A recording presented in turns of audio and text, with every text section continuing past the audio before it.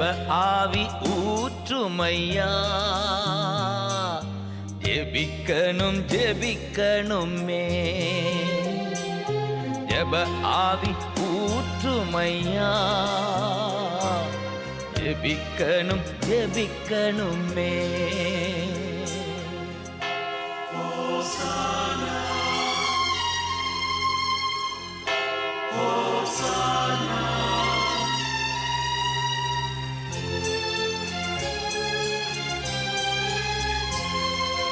ஸ்தோத்திர பலி விண்ணப்ப ஜெபம், ஸ்தோத்திர பலி விண்ணப்ப ஜெபம், எந்நேரமும் நான் ஏறெடுக்கணும், எந்நேரமும் நான் ஏறெடுக்கணும். ஜெப ஆவி ஊற்றுமையா, ஜெபிக்கணும் ஜெபிக்கணுமே.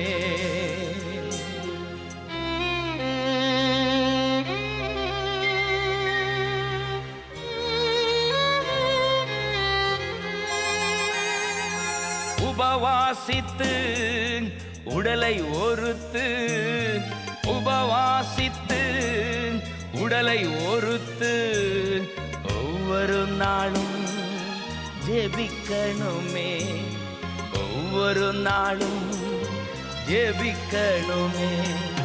ஜெப ஆவி ஊற்றுமையா,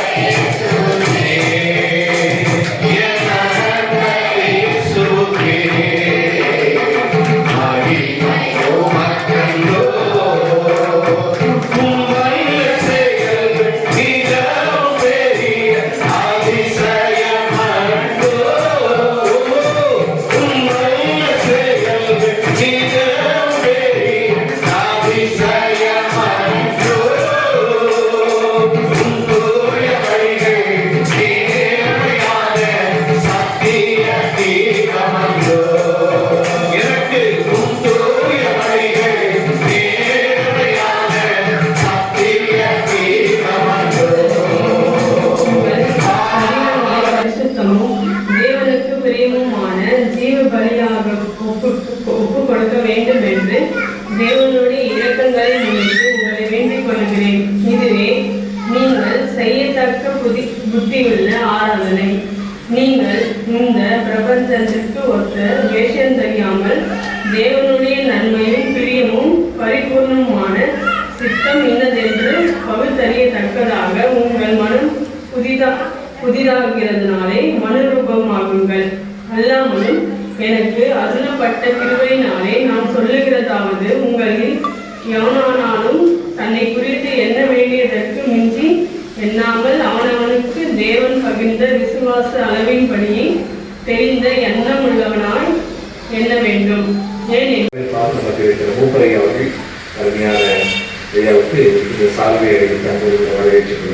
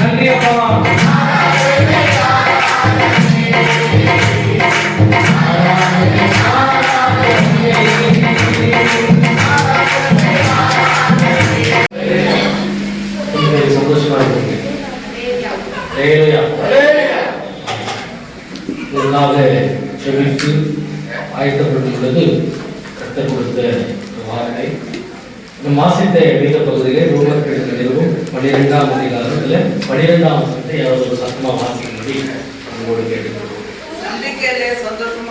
நம்பிக்கையிலே சந்தோஷமாயிருங்கள், உபத்திரவத்திலே பொறுமையாயிருங்கள், ஜெபத்திலே உறுதியாயிருங்கள். ஆமென். ஹல்லேலூயா. 3 காரியங்கள் இந்த வசனத்திலே சொல்லப்பட்டிருக்கிறது. ஒன்று, நான் ஒரு நன்றி செலுத்துகிறேன், தேவனுக்கு நன்றி செலுத்துகிறேன். இந்த இடத்துல கர்த்தருடைய வார்த்தையை பகிர்ந்து கொள்ள கர்த்தர் கொடுத்த ஒரு நல்ல ஒரு வாய்ப்புக்காக கர்த்தரை கர்த்தருக்கு நன்றி செலுத்துகிறேன். இவ்வளவு நேரம் நான் இந்த உபவாச கொள்கையை சிறப்பாக நல்ல முறையில் நடந்ததை நடத்தி கொண்டு வந்திருக்கிறோம். நேரம் கர்த்தருடைய சமூகத்திலே அமர்ந்து ஜெபித்தோம். இப்பொழுது கர்த்தருடைய வார்த்தைக்கு நேராக கடந்து வந்திருக்கிறோம். ரொம்ப நேரம் நடக்க மாட்டேன், ஐயா சொன்ன மாதிரி கொஞ்ச நேரம் தான் ஷார்ட் ஸ்வீட்டா கொஞ்ச நேரம் நான் கர்த்தருடைய வார்த்தைகள் மத்தியில பகிர்ந்து கொண்டு முடிக்க இருக்கிறேன். இந்த வருஷத்தினுடைய 2024 இப்பதான் நம்ம ஜனவரி மாதம் நியூ செலிப்ரேட் பண்ண போனோமா, இன்னும் அதுக்குள்ளாம் மறுபடியும் இன்னொரு நியூ 2025 2025 பிரவேசிக்க போகிறோம். பார்த்தீங்களா, இந்த 2024 ஜனவரி முதல் இந்த நாள் வரைக்கும் நம்ம எல்லாரும் சுகத்தோடு பலனோடு ஜீவனோடு இருக்கிறோமே, அது கர்த்தருடைய சுத்தத்திற்கு. ஆமென். அவர் நம்ம கூட இல்லைன்னு சொன்னா இன்றைக்கு இந்த வருடத்தை நம்மோடு துணையினவர் இன்றைக்கு இல்லை. ஆமென். எவ்வளவு பேர் இல்லை, நேற்று பார்த்தோம்னா இது இல்லை. அப்படிப்பட்ட ஆபத்து நிறைந்த இல்லையா இந்த பாடுகளில் இருந்த ஆபத்துகள் இருந்த உலகத்துல தான் நாமும் இருக்கிறோம், வாழ்ந்து கொண்டிருக்கிறோம். ஆனாலும் ஒவ்வொரு நாளும் கர்த்தருடைய கிருபை தயவு நம்மை வழிநடத்தி கொண்டிருக்கிறது. பிரியமானவர்களே, அவர் மட்டும் நம்ம கூட இல்லைன்னா இன்னைக்கு நம்ம எப்படி இருந்திருப்போம், எங்க இருந்திருப்போம் நமக்கு தெரியாது. ஒவ்வொரு நாளும் நம்ம ஜீவனோடு சுகத்தோடு பலத்தோடு இருக்கிறோம் என்று சொன்னால், அந்த நாளை நாம் கடக்கிறோம் என்று சொன்னால் அது கர்த்தருடைய கிருபை. அவர் வருஷத்தினுடைய கடைசி இறுதி இந்த உபவாச கொள்கையில நாம் கூடி வந்திருப்பது ஒரு மகிழ்ச்சியான ஒரு காரியம். ஆமென். கர்த்தர் கொடுக்கிற இந்த நாளில் உங்களுக்கு கூட கர்த்தர் உங்களோடு கூட பேசுகிற ஒரு வார்த்தை, நீங்க நம்பிக்கையில சந்தோஷமா இருக்க வேண்டும், உபத்திரவத்துல நீங்க பொறுமையா என்று சொல்லி கர்த்தர் சொல்கிறார். அப்படியாக ஜபத்தில உறுதியாய் தரித்திருங்கள். அல்லேலூயா. ஒருவேளை இந்த 2024ஆம் ஆண்டுல உங்களுக்கு உங்களுடைய வாழ்க்கையில நீங்க சந்தோஷத்தை பார்க்காமல் இருக்கலாம்.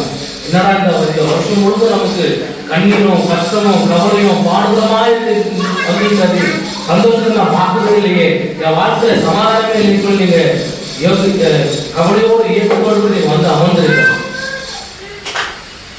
ஆண்டவர் வருகிற புதிய ஆண்டிலே, இந்த ஆண்டிலே நீங்க எதை நீங்க பெற்றுக் கொள்ளவில்லையோ அதை எல்லாம் அத்தனை ஆசீர்வாதத்தை வருகிற புதிய ஆண்டிலே கர்த்தர் தந்தர்களே ஒரு ஆசீர்வதிக்க போகிறார். ஆமென். அல்லேலூயா. அதே நம்பிக்கை, ஏதோ ஒரு காரியத்தை குறித்து நீங்க நம்பிக்கையா இருந்திருப்பீங்க, என் வாழ்க்கை நடந்துவிடும் நடக்கும்னு சொல்லி நம்பிக்கையா இருந்திருப்பீங்க. ஒருவேளை அது நடக்காம இருந்திருக்கலாம், ஒருவேளை தாமதமாகும். ஆனால் குறித்த காலத்திலே அந்த தரிசனம் நிறைவேறும். ஆமென். ஆபகு 2ஆம் அதிகாரம் 3ஆம் வசனத்துல ரொம்ப அழகான ஒரு வசனம் வாசிங்களா. ஆபகு தீர்க்கதரிசன புத்தகம் 2ஆம் அதிகாரம் 3ஆம் வசனம். 2:3 பழைய ஏற்பாட்டு புத்தகத்திலே ஆபகு 2ஆம் அதிகாரம் 3ஆம் வசனம்.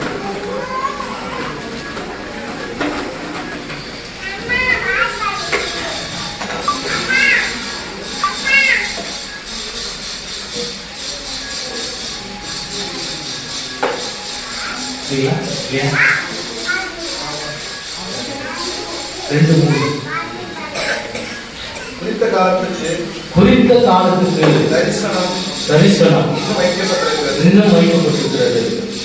முடிவிலே அது விளங்கும்.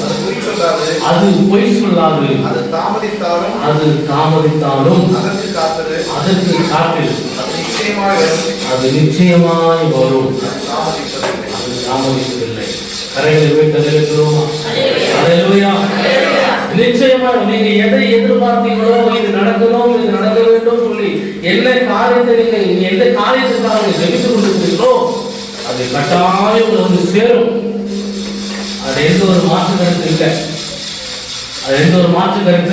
இல்லை.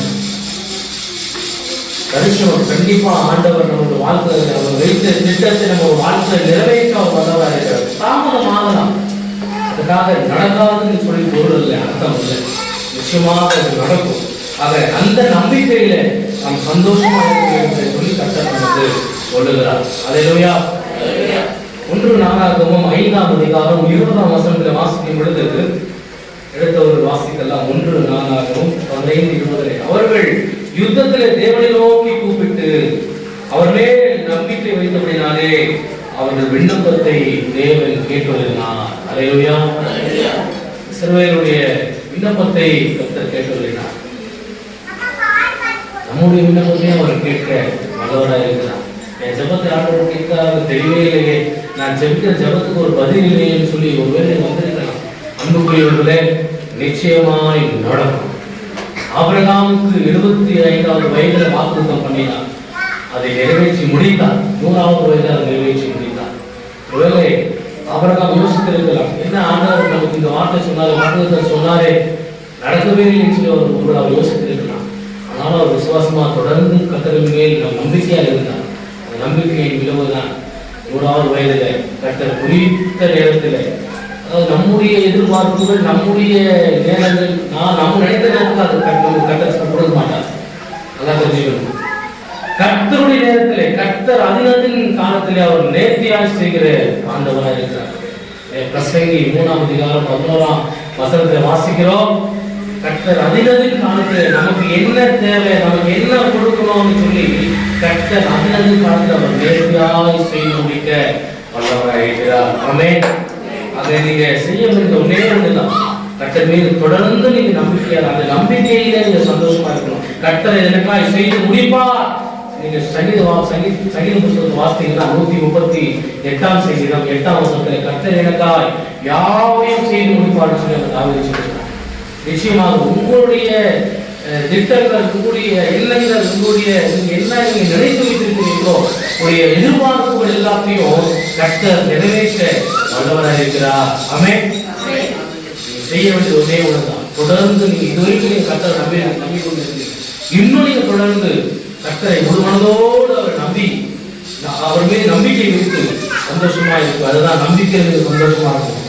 என்றாவது ஒரு நாள் இதுவரைக்கும் நான் என் வாழ்க்கையில நான் நினைச்சபடி நடக்கவே இல்லை, இதுவரைக்கும் என் வாழ்க்கையில நான் செபித்தது எனக்கு கிடைக்கவே இல்லை, ஒன்று எனக்கு வந்திருக்கு. ஆனா உங்களுக்குள்ள ஒரு நம்பிக்கை இருக்க வேண்டும். என்ன நம்பிக்கை?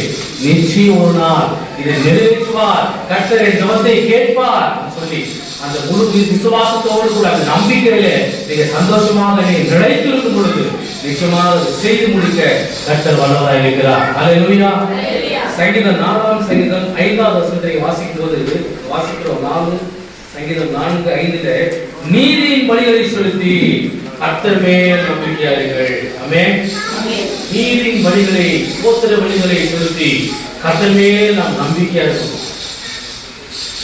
அல்லேலூயா. எத்தனை பேருக்கு அந்த நம்பிக்கை அந்த விசுவாசம் இருக்கிறது? கொஞ்சம் கஷ்டம் வரட்டும், கொஞ்சம் பாடுகள் வரட்டும், அப்படியே என்ன சொல்றது தடுமாறி போயிருக்கோம். இல்ல, அப்படியே இல்லை. என்ன வந்தாலும், எவ்வளவு சோதனை வந்தாலும், எவ்வளவு பாடுகள் வந்தாலும், எவ்வளவு போராட்டம் வந்தாலும் கர்த்தருக்குள் நம்மை உறுதியாக நம்முடைய விசுவாசத்தையும் நம்முடைய ஜெபத்தை நம்ம உறுதியாக வைத்திருக்கும் பொழுது நிச்சயமாக ஒரு நாள் நம்முடைய ஜெபம் கேட்கப்படும். ஒரு நாள் நம்முடைய விண்ணப்பங்கள், நம்முடைய எதிர்பார்ப்புகளை நம்முடைய கர்த்தர் நமக்கு அருள் செய்வார். நிச்சயமாக செய்ய வேண்டியது அந்த நம்பிக்கையிலே, நம்பிக்கையை தேவன் மேலே நாம் முழு மனதோடு நாம் நம்பிக்கை வைத்து சந்தோஷமாக இருக்கும். சோகமாக அல்ல, எனக்கு கிடைக்கலையே, எனக்கு நடக்கலையே சோகமாக அல்ல, கர்த்தர் செய்வார், செய்து முடிப்பார் என்று விசுவாச அறிக்கையை நாம் செய்யும் பொழுது அந்த சந்தோஷத்தை நாம் இருக்கும் பொழுது நிச்சயமாக நாம் பெற்றுக் கொள்வோம். அல்லேலூயா. அல்லேலூயா. யோவான் எழுதின சுவிசேஷத்துல 5ஆம் அதிகாரம் வாசிக்கிறோம். அங்க ஒரு நபரை குறித்து வாசிக்கிறோம். 38 வருஷம் வியாதியோடு இந்த மனுஷனை நம்ம பார்க்கிறோம். கண்ணீர் குளம் கடக்கப்படும் பொழுது அவரை கொண்டு போய் விடுவதற்கு ஆறு இல்லை. அவர் அந்த 38 வருடம் அந்த வியாதி படுக்கையில் அவர் கிடந்தார். ஆனால் குறித்த காரணம் வந்தது. தேவதூதர் வரும் பொழுது அவரை அந்த குளத்துக்கு அழைத்து சென்று அவர் அந்த 38 வருஷமாக அந்த வியாதி அவரிடத்திலிருந்து கர்த்தர் சுகத்தை கொடுத்தார். ஒருவேளை அவர் சொல்லுவாங்க, இன்றைக்கு ஒரு நாள் 2 நாள் நமக்கு சரீரத்துல பலவீனம் வந்தா நம்மளால தாங்கிக் கொள்ள முடியவில்லை. ஏன்னா ஒரே பலவீனமா இருக்குது, ஏன் எனக்கு இந்த கஷ்டம், ஏன் எனக்கு இந்த பாடுன்னு சொல்லி நம்ம குழம்புறோம். யோசித்து பாருங்களேன், 38 வருஷம் அந்த குளத்தறையில, அந்த பெதஸ்தா குளத்தறையில அருகே அந்த மனுஷன் இருந்தார். ஒருவேளை அவருக்குள்ள என் கஷ்டம் எப்போ மாறப்போகுது, எனக்கு ஒரு விடிவு காலம் வராதா, எனக்கு ஒரு நன்மை கிடைக்காதான்னு சொல்லி 38 வருஷம் நம்பிக்கையோடு கூட அந்த நம்பிக்கையில் சந்தோஷத்தோடு கூட அவர் காத்திருந்தார். அவருடைய முடிவு தான் அவர் அந்த சுகத்தை பெற்றுக் கொள்கிறான்னு சொல்லி பார்க்கிறோம். அதை கிறிஸ்துவுக்குள் பிரியமானவர்களே, நம்பிக்கையிலே சந்தோஷமா நீங்க யாரும் நம்பினாலும் நம்பாவிட்டாலும் நம்ம உண்டாக்கின கர்த்தரை மாத்திரம் நீங்க நம்பியிருங்க. நிச்சயமாக ஒரு நாள் நிச்சயமாக உங்களுடைய ஜபங்கள் கேட்கப்படும். நீங்களுடைய எதிர்பார்ப்புகளை கர்த்தர் நிறைவேற்றுவார். மன விருப்பத்தின்படி நமக்கு தந்தருடைய ஆலோசனைதான் நமக்கு நிறைவேற்றுவது என்று சொல்லி கர்த்தர் சொல்லியிருக்கிறார். சங்கீதம் 37:4-5 வாசிக்கிறோம் இல்லையா? ஆக உங்களுடைய மன விருப்பத்தை, உங்களுடைய விருப்பம் என்ன, உங்களுடைய வாஞ்சை என்ன, உங்களுடைய பிரயாசம் என்னன்னு சொல்லி ஒருவர் எனக்கு தெரியாது. யாருக்கு தெரியும்? கர்த்தர் அறிந்திருக்கிறார். மனுஷன் முகத்தை மாத்திரம் தான் பார்ப்பான், உங்களுடைய சூழ்நிலையை அவன் பார்க்க மாட்டான். உங்களுடைய கஷ்டத்தை, உங்களுடைய கஷ்டம் கவலை அவனுக்கு தெரியாது. கேள்வி பண்ணுவாங்க, கிண்டல் பண்ணுவாங்க, சிரிப்பாங்க, ஏகமா பார்ப்பாங்க. ஆனா இந்த ஆண்டவர் அப்படியே இல்லை. நீங்க சிரிச்சா அவங்க கூட சிரிப்பார், நீங்க அழுதா அவங்க கூட அழுவார். சொல்றது புரியுதா அவனுக்கு? ஆமென். அது அப்படிப்பட்ட அந்த நம்பிக்கையில கர்த்தர் மாத்திரம் எனக்கு போதும். யார் என் கூட இருக்கிறாங்க இல்ல, எனக்கு கவலை இல்லை. யார் எனக்கு ஆதரவா இருக்காங்க இல்ல, எனக்கு கவலை இல்லை. கர்த்தர் என்னை உண்டாக்கின கர்த்தர் எங்க கூட இருக்கிறார்.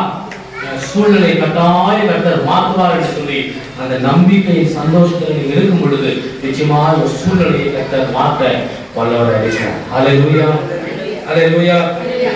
சங்கீதம் நீதிமொழிகள் 22ஆம் அதிகாரம் 19ஆம் வசனத்தை வாசிக்கும் பொழுது, சங்கீதம் நீதிமொழி 22:19 உன் நம்பிக்கை கர்த்தர் மேல் இருக்கும்படிக்கு. ஒரு வார்த்தை, நம்பிக்கை கர்த்தர் மேல் இருக்கும்படிக்கு இன்றைய தினம் உங்களுக்கு வியப்பட்டது. யாருமே நம்ம நம்பிக்கை யாரையும், அதாவது ஏசாயா 1ஆம் அதிகாரத்தில் வாசிக்கிறோம். 17 நினைக்கிறேன், நாசியிலே சுவாசம் உள்ள மனிதனை நம்பதை விட்டு விடுங்கள். யாரை நம்ம நம்ப வேண்டாம், மனிதனை நம்ப வேண்டாம். கர்த்தரை மாத்திரம் நம்பி, ஆண்டவர் நீ மாத்திரம் வாழ்க்கையில போதும், நீ மாத்திரம் போதுமானவர் சொல்லி அந்த விசுவாச அறிக்கை நாம் செய்யும் பொழுது, அந்த நம்பிக்கையில நாம் சந்தோஷமாக இருக்கும் பொழுது நிச்சயமாய் கர்த்தர் நமக்கு அதை செய்து முடிக்க வல்லவராக இருக்கு. அந்த புதிய இந்த வருஷத்துடைய கடைசி நாட்களுடன் கடந்து வந்துட்டோம். இன்னும் ஒரு சில 3-4 நாட்களுக்குள்ள புதிய வருஷத்துக்குள்ள பிரவேசிக்க போகிறோம். நிறைய எல்லாருக்கும் ஒரு எதிர்பார்ப்பு இருக்கும். புதிய இந்த புத்தாண்டு நமக்கு எப்படி இருக்குமோ, ஒருவேளை இந்த பழைய வருஷத்துக்கு போலவே எப்படி இந்த ஆண்டு இருக்குமோ, அப்படி பல கேள்விகளுக்கு வரலாம். எந்த குழப்பமும் எனக்கு வேண்டாம். இந்த வருகிற புதிய ஆண்டிலே கர்த்தர் நம்மை இந்த ஆண்டிலே காட்டிலும் வருகிற புதிய ஆண்டிலே புதிய நன்மைகளை, புதிய திருவுகளை, உங்களுடைய எதிர்பார்ப்புகளை, உங்களுடைய வேண்டுதலை கர்த்தர்களுக்கு கொடுத்து உங்களை ஆசீர்வதிப்பார் வல்லவராக இருக்கிறார். ஆமென். அடுத்த காரியம் நாம் பார்க்கும்போது, உபத்திரவத்திலே பொறுமையாயிருங்கள். உபத்திரவத்திலே உபத்திரவம் சொன்னால் யாருக்கு இல்லை உபத்திரவம், யாருக்கு இல்லை கஷ்டம், யாருக்கு இல்லை கவலை, எல்லாருக்கும் இருக்கு. எல்லா மனிதர்களுக்கும் இந்த உபத்திரவம் வரும். எல்லா மனிதர்களுக்கும் இந்த உபத்திரவத்தை நம்ம சந்தித்துதான் ஆக வேண்டும். கஷ்டத்தை பார்க்காத மனிதன் யாருமே இல்லை, உபத்திரவத்தை கடந்து வராத மனிதர்கள் யாரும் இல்லை. எல்லாரும் இந்த உபத்திரவத்தை கடந்துதான் வர வேண்டும். அதை ஆண்டவருடைய வாக்குறுதி நமக்கு இருக்கிறது. அந்த உங்களுக்கு ஒரு வாழ்க்கையில எவ்வளவு நீங்க உபத்திரவத்தை நீங்க பார்த்தாலும், எவ்வளவு உபத்திரவம் உங்களுக்கு வந்தாலும், அந்த உபத்திரவத்திலே பொறுமையா இருக்கு.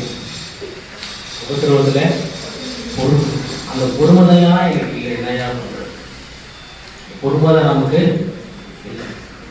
சிலரும் அப்படியே படப்படப்படப்படான்னு பேசி போச்சு தள்ளிடுவாங்க.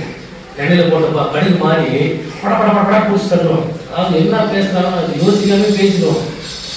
அப்புறமா உட்காந்து ஐயோ இப்படி பேசிட்டுமே, இப்படி சொல்லிட்டுமே அப்படின்னு உட்காந்து வருத்தப்படுவோம். அப்படியே இல்லை, பேசுகிறது என்ன பேசுறோம் நம்ம நிதானித்து பொறுமையோடு, என்ன உபத்திரம் வந்தாலும் அந்த உபத்திரம் பொறுமையோடு நம்ம இருக்கணும். சிலருக்கு அந்த கஷ்டம் வந்துச்சுன்னா, உபத்திரம் வந்துச்சுன்னா சிலர் வந்து நிறைய போவோம். என்ன ஏன் எது மட்டும் கொடுக்குறீங்க, என் வாழ்க்கை ஏன் இந்த கஷ்டம், ஏன் இந்த கவலை, எது மட்டும் இந்த கவலை வந்துச்சுன்னா அந்த கவலைதான் இருக்கமா இல்லை நம்ம சொல்லுவோம். கேட்போம். என்ன உபத்திரம் வந்தாலும் இயேசுசாமி சகித்த பார்த்த உபத்திரத்தை விட நம்ம யாரும் அனுபவிக்கணும். யோபுக்கு வந்த உபத்திரம் விட இங்க யாரும் நம்ம அனுபவிக்கணும்.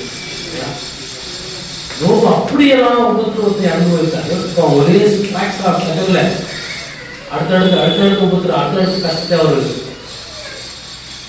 எதிர்கொள்ளுகிறார். ஆனாலும் கர்த்தருடைய பார்வையில யோபு எப்படி இருந்தாரு?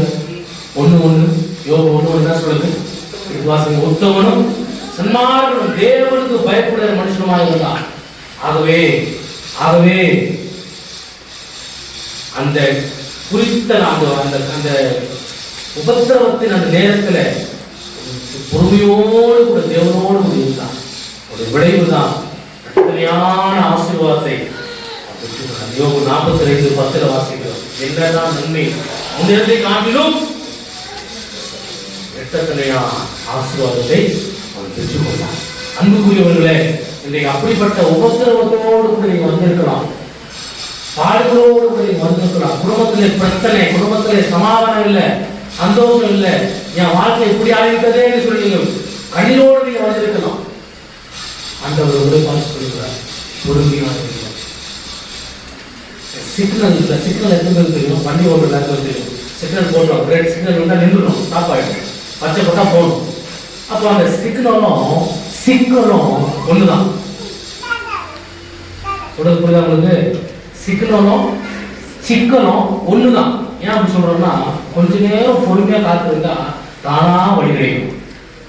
எத்தனை பேர் புரியுது நான் சொல்றது? புரியுதா? அல்லேலூயா. ஆக நமக்கு வருகிற அந்த உபத்திரவத்துல நம்ம கொஞ்சம் பொறுமை காக்கும் பொழுது நிச்சயமாக அதற்கான வழி வாசலை கர்த்தர் திறந்து கொடுத்து நமக்கு சந்தோஷத்தை நமக்கு கொடுப்பான். வாசிப்போம். யோவான் எழுதின சுவிசேஷம் 16ஆம் அதிகாரம் 33ஆம் வசனத்தை வாசிக்கிறோம். யோவான் 16:33ஆம் வசனத்தை வாசி. என்னிடத்தில் உங்களுக்கு சமாதானம் உண்டாயிருக்கும் பொருட்டு இவைகளை உங்களுக்கு சொன்னேன். உலகத்தில் உங்களுக்கு உபத்திரவம் உண்டு. பாருங்க, உலகத்தில் நமக்கு உபத்திரவம் உண்டு, ஆனாலும் திடன் கொள்ளுங்கள், நான் உலகத்தை ஜெயித்தேன். கர்த்தர் நம்மை உற்சாகப்படுத்துகிறார் இல்லையா? அவ்வளவுதாங்க, நீ திடமனதாயிரு, நானே உலகத்தை ஜெயித்திருக்கிறேன். நீயும் என்ன பண்ணுவ? ஜெயிப்ப. நீயும் பிரச்சனைகளை ஜெயிப்ப, நீயும் உபத்திரவத்தை ஜெயிப்ப. அது என்ன செய்யணுங்க? என்ன செய்யணும்? பொறுமையோடு இருக்கணும். அந்த கஷ்டத்தை நம்ம மேற்கொள்ளணும்னா அந்த நம்ம வருகிற நிந்தைகளை, கஷ்டங்களை, உபத்திரவங்களை நாம் மேற்கொள்ள வேண்டும் என்று சொன்னால் பொறுமையா இருந்தா போதும். பொறுமையா இருந்தா நிச்சயமா அதை மேற்கொள்ளணும். அல்லேலூயா, அல்லேலூயா. ரோமர் 5ஆம் அதிகாரம் 3ஆம் வசனத்தை பாருங்களேன். ரோமர் 5:3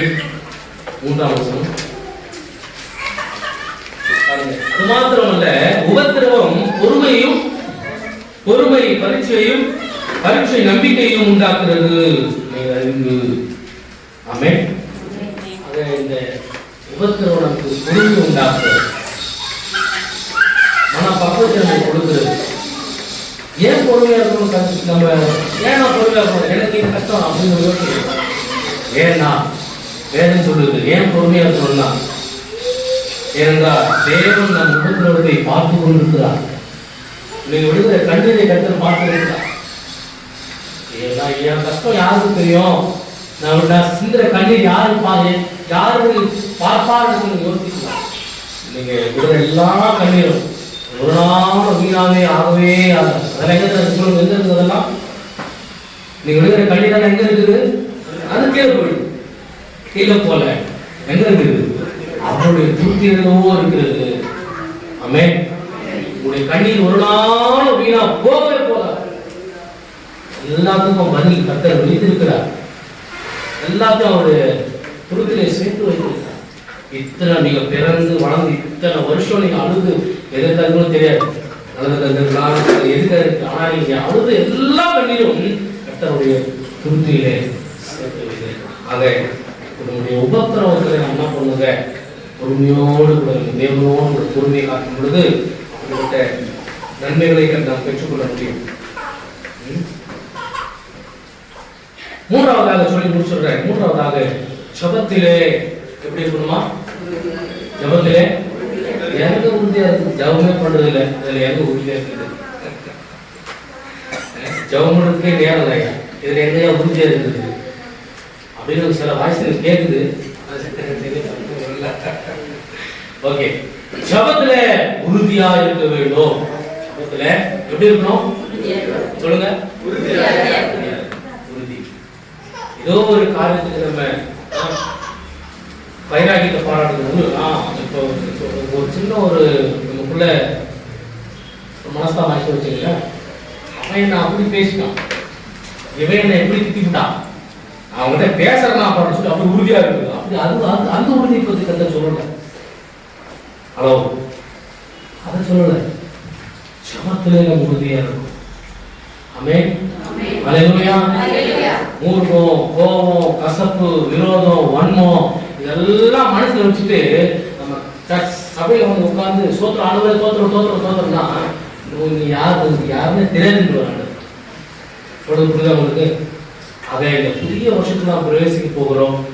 யார் மீதாவது கசப்புகள், கஷ்டம், வருத்தம், வன்மம் எல்லாம் போய் கை கொடுத்து இப்பொழுதே சமாதானம் ஆயிடும்.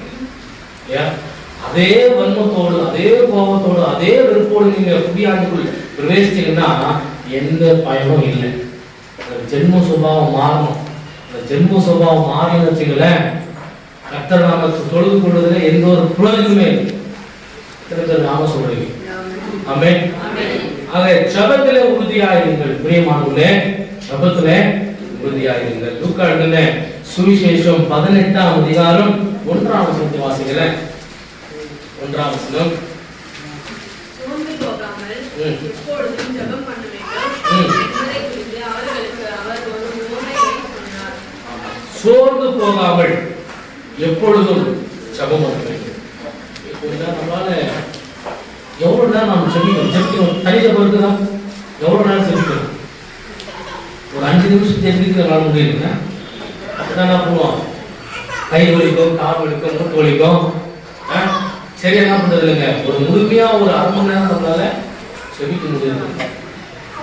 காரணம், மாம்சத்துல ஜெபிக்க முடியாது. நான் சொல்றேன், உங்களுக்கு ஒரு குறிப்பு சொல்ற பாருங்க. மாம்சத்தை நம்ம ஜெபிச்சோம்னு சொன்னா ஜெபிக்க முடியாது. ரொம்ப நேரம் ஜெபிக்க முடியாது. ஆவியில நிரம்பி ஜெபிக்க வேண்டும். ஆவியில நிரம்பி ஜெபித்தால்தான் 1/2 மணி நேரம் இல்ல, 1 மணி நேரம் இல்ல, நீ பல மணி நேரம் ஒரு நாள் முழுசும் நீ ஜெபிப்ப. ஆமென். அது ஆவியிலே அருளாயுங்கள், ஆவியிலே திருப்பூரியும். ஆக நம்ம உறுதியோடு நம்ம ஜபத்துல உறுதியாக நம்ம இருக்கிறோம். ஜபத்துல உறுதியாக இருக்கிறோம். ஜபம் எப்படி இருக்கிறீங்க நம்மளே நிதானித்து பார்க்கணும். என் ஜபம் கர்த்தரை பிரியப்படுத்துதா? என் ஜபம் கர்த்தருடைய சமூகத்துல போதா? சற்று நாம் யோசித்து நிதானித்து நாம் செபிக்கிறோம். ஏன் நம்மளுடைய ஜபத்துக்கு பதில் வரல? அது தேவத்துல போனதான பதில் வரும். ஆதியில நின்றுட்டா, பிரேக் போட்டு நின்றுட்டா எப்படி போகும்? எப்படி பதில் கிடைக்கும்? தொடர்பு தான் உங்களுக்கு. அது நம்மளுடைய ஜபத்துக்கு பதில் கிடைக்கும் சொன்னார். ஏசாயா 51:1 சொல்லியிருக்காரு. வாசிங்களேன். ஏசாயா 59:1. ஏன் நம்ம ஜபங்களுக்கு பதில் கிடைக்க மாட்டேது? நீதியை பற்றி நீதியை பின்பற்றி கர்த்தரை தேடுங்கள், எனக்கு செவி கொடுங்கள். நீங்கள் வெட்டி எடுக்கப்பட்ட கண்மலையையும் நீங்கள் தோண்டி எடுக்கப்பட்ட குடவின் குழியையும் 59:1 இதோ ரட்சிக்கப்படக்கூடாதபடிக்கு கர்த்தருடைய கை குறுகி போகவில்லை, கேட்கக்கூடாதபடிக்கு அவருடைய செவி மந்தமாகவில்லை. அடுத்த வசனம், உங்கள் அக்கிரமங்களே உங்களுக்கும் உங்கள் தேவனுக்கும் நடுவாக பிரிவு உண்டாக்குகிறது. உங்கள் பாவங்களே அவர் உங்களுக்கு செவி கொடுக்காதபடிக்கு மறைக்கிறது. இப்ப தெரிஞ்சுக்கிறீங்களா ஏன் நம்ம ஜபம் கேட்கல? ஆமென். ஜபம் கேட்கணும்னா இதெல்லாம் நம்ம சரி செய்யணும். இதெல்லாம் நம்ம சரி செய்தாதான் அவங்க ஜபம் கேட்கணும். ஆமென். ஆக ஒரு ஜபத்துல நம்ம உறுதியாக பிலிப்பியர் 4:6 பிலிப்பியர் 4:6 நீங்கள் ஒன்றுக்கும் கவலைப்படாமல் எல்லாவற்றையும் குறித்து உங்கள் விண்ணப்பங்களை ஸ்தோத்திரத்தோடு செய்ய ஜபத்தினாலும் வேண்டுதலினாலோ தேவனுக்கு தெரியப்படுத்துங்கள். ஆமென். அப்பொழுது எல்லாவற்றையும் உடையதான தேவ சமாதானம் இருதயங்களை ஆளப்படும். ஆமென். ஜபத்திலே உறுதியாக நமக்கு 1 தெசலோனிக்கேயர் 5ஆம் அதிகாரம் 17ஆம் வசனத்தை வாசிக்கிறோம். 1 தெசலோனிக்கேயர் 5ஆம் அதிகாரம் 17ஆம் வசனம். இடைவிடாமல் ஜெபம் பண்ணுங்கள் சொல்லி போட்டிருக்கு. இடைவிடாமல் எங்கயா இடைவிடாமல் ஜெபம்? ஒரு நேரம் ஜெபம் பண்ணுறதுக்கு நமக்கு நேரம் இல்லை. இதுல வேற இடைவிடாமல் ஜெபம், இடைவிடாமல் எங்க எழுந்து போய் ஜெபம் பண்ணுறது அப்படின்னு நீங்க பாக்குறீங்க. புரியுது? சரி, நம்மளால இயல்பு மட்டும் இல்லையா? ஒரு நாளைக்கு 3 வேளை சாப்பிடுறோம். காலையில் டிஃபன் சாப்பிட்றோம், மதியானம் லஞ்ச் சாப்பிட்றோம், நைட்டு டின்னர் சாப்பிட்றோம். ஆனால் ஜெபிக்கிறது மட்டும் ஒரு நேரம் கூட நான் ஒரு நேரமா ஜெபிக்கிறதா கொஞ்சம் யோசிச்சு பார்க்கணும். நிச்சயமா 3 வேளை சாப்பிட்றோம்ல, 3 வேளை ஜெபி, குறைஞ்சிட்டு 3 வேளை என்ன பண்ணுங்க ஜெபி. ஆமென். ஆக பாருங்க, இடைவிடாமல் ஜெபம் பண்ணுங்கன்னு சொல்லி வாசிக்கிறோம். எல்லாம் எப்ப ஜெபிக்கணும்? இப்பதான் அப்பதான் இல்லை, எல்லா நிலைகளும் நம்ம ஜெபிக்கணும். எல்லா நிலைகளிலும் எல்லா சூழ்நிலையிலும் நம்ம ஜெபிக்கணும். நமக்கு நம்ம நெருக்கம் வருதா, அந்த நெருக்கத்திலும் நம்ம ஜெபிக்கணும். ஜெபிக்க பழகி கொடுக்கணும். யோனாக்கு ஒரு நெருக்கம் வந்து எங்க மீன் வயிற்றிலிருந்து ஜெபிக்கிறார். அந்த நெருக்கத்தின் மத்தியில மீன் வயிற்றில் அவர் ஜெபிக்கிறார். யோனா 2ஆம் அதிகாரம் 1-2 வாசிக்கிறோம். யோனா தன் தேவனாகிய கர்த்தரை நோக்கி விண்ணப்பம் பண்ணி நீர் சத்தத்தை கேட்டீர் சொல்லி மீன் வயிற்றிலிருந்து அந்த நெருக்கத்திலிருந்து கர்த்தரை நோக்கி அவர் ஜெபிக்கிறார். இன்றைக்கு நமக்கு வருகிற எல்லா விதமான கஷ்டங்களிலும் உபத்திரவத்திலும் நம்ம என்ன பண்ணுங்க, உறுதியாக ஜெபிக்கணும். உறுதியாக ஜெபிக்கணும். நம்ம ஜெபிப்போமா? ஜெபத்துல உறுதியை தரித்திருப்போமா? ஜெபத்துல உறுதியாக தரித்திருப்போம். இந்த புதிய ஆண்டுக்காக புதிய எழுகளோடு புதிய சிந்தனைகளோடு நம்ம பிரவேசிப்போம். நிச்சயமா கர்த்தர் நம்மை ஆசீர்வதித்து ஒரு வழிநடத்த அவர் வல்லவராக இருக்கிறார். நிறைய காரியத்துக்கு நேரம் போயிடுச்சு. ஒரு சில மட்டும் பாஸ்டா வேகமா சொல்லிட்டு போறேன். பாருங்க, தாவீது ஒரு நாளைக்கு எத்தனை முறை ஜெபித்தார்? தாவீது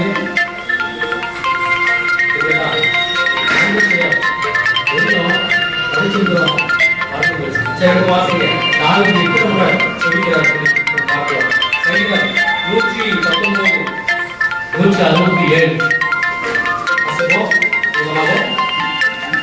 119 167.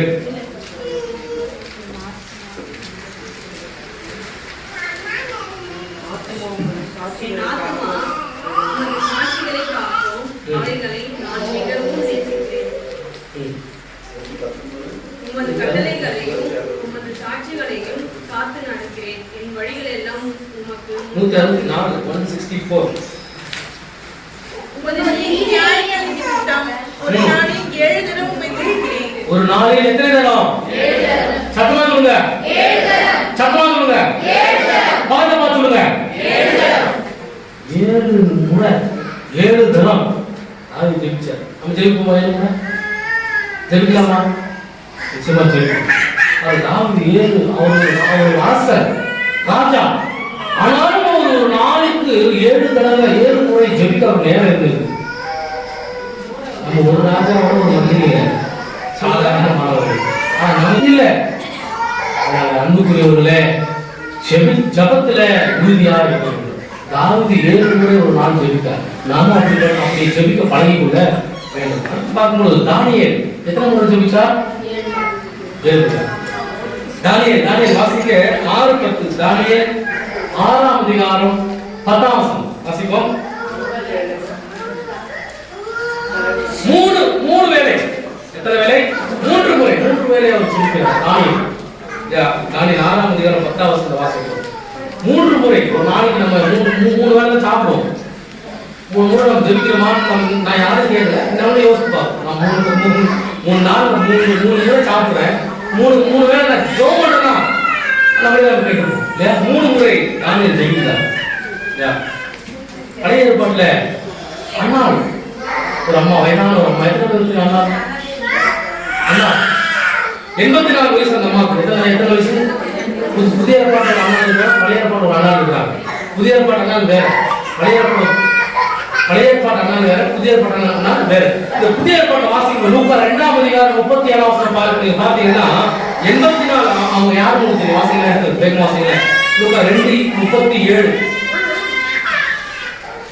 லூக்கா சுவிசேஷம் 2ஆம் அதிகாரம் 37ஆம் வசனம். 84 வயதுள்ள அந்த விதவை தேவாலயத்தை விட்டு நீங்காமல் இரவும் பகலும் உபவாசித்து ஜெபம் பண்ணி ஆராதனை செய்து கொண்டிருந்தார். அவரும் அந்நேரத்தில் வந்து நின்று கர்த்தரை புகழ்ந்து எருசலேமில் மீட்புண்டாக காத்திருந்தார். 36 வசனம்.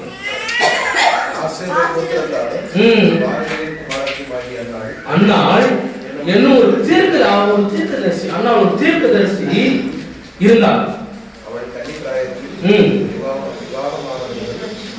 7 வருஷம் புருஷனும் வாழ்ந்தவரும் அதிக வயசு சொன்னார். அதுதான் 84 வயசு.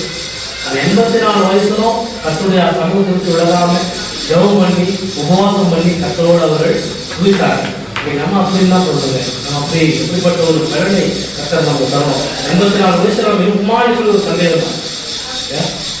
அவர்கள் அந்த 84 வயதிலும் வயதை பொருட்படுத்தாமல் கர்த்தருடைய ஆலயத்துக்கு நீங்காமல் ஜபத்தோடும் உபவாசத்தோடு கர்த்தரை அவர்கள் துதித்தார்கள் சொல்லி வேதம் சொல்லுங்க.